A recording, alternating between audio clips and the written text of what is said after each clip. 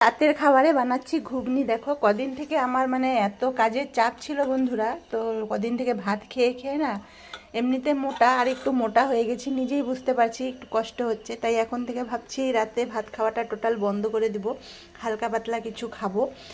আর দুপুরে অত কিছু রান্না হয় ঠিকই, আমরা ওই সব জিনিস কিন্তু আমরা দুবেলা ভাগ করে খাই, সবটা একবেলা খেয়ে নেই না। তো সেরকমই কদিন থেকে আমি রাত্রে এমনি হালকাই খাই, কদিন থেকে আর হচ্ছে না।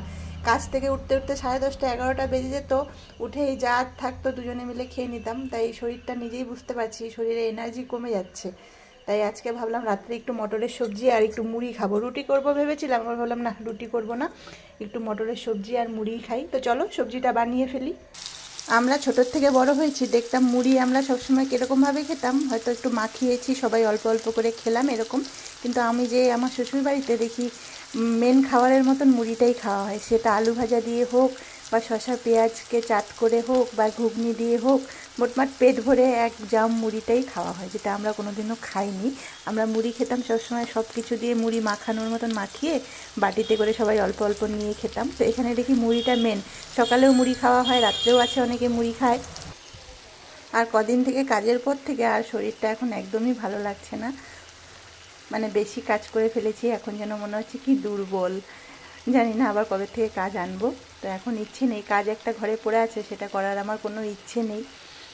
আবার নতুন কাজ দিবে বলছিল, দিল না। আর কাজ না করলেও না আমার কিছু ভালো লাগে না, কাজ করলে একটা টাইম মেনটেনটা আমার খুব সুন্দর হয়, এই টাইমে এই কাজটা করলাম, এইটার থেকে উঠে এটা করব। আর যেহেতু কাজ নেই না, সারাক্ষণ যেন ফোনও আর ঘাঁটতে ভালো লাগে না, মানে আলসামি শুরু হয়ে গেছে শরীরে, জানি না।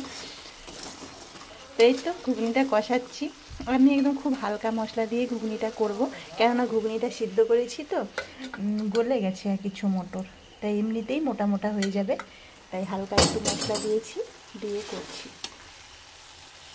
একটু বেশি করে জল দিয়ে দিয়েছি, একটু ঝোল ঝোল হবে, কেন মুড়ি দিয়ে খাবো তো, মুড়িটা একটু ভিজিয়ে দিলে ভালো লাগবে। তো এটাই আজকে রাত্রের খাবার, ঘুগনি মুড়ি। বরমশাইয়ের জন্য ভাত আছে, ও ভাত খাবে, আমি মুড়ি ঘুগনিটাই খাবো। মা দোকানে চপ ভাজছে, একটা চপ নিয়ে নেব, এর সাথে কিন্তু খেতে খুবই ভালো লাগে। আগে খেতাম না, এখন দেখি না মুড়ি ঘুগনি চপ দিয়ে খেতে কিন্তু ভালোই লাগে। মানুষ বলে না, যে যেখানে থাকে, যেখানে যেমন পরিবেশ, সেখানে মানিয়ে নিতে পারলে তার জীবনে আর কোনো কষ্ট হয় না। সেরকমই আমি একটা এমন মানুষ, সব জায়গায় সব পরিস্থিতিতে নিজেকে মানিয়ে নিতে পারি আর সব রকম মানুষের সঙ্গে মিশে যেতে পারি। এটা আমার হয়তো একটা গুণ বা এটা আমার নসিব, জানি না, কিন্তু আমি সত্যি মানুষের সঙ্গে খুব তাড়াতাড়ি মিশে যেতে পারি, তাদের ব্যবহার, তাদের খাওয়া দাওয়া সব কিছুই। যেমন এই মুড়ি খাওয়াটা, আমি যেটা কোনো দিনও খেতাম না, এখন এটাও আমি খেয়ে থাকতে পারি। তো শুভরাত্রি সবাইকে। রাতের খাবারে ঘুগনি মুড়ি চপ, চেষ্টা করব যদি পারি একটা ফটো তুলে তোমাদের সঙ্গে শেয়ার করব।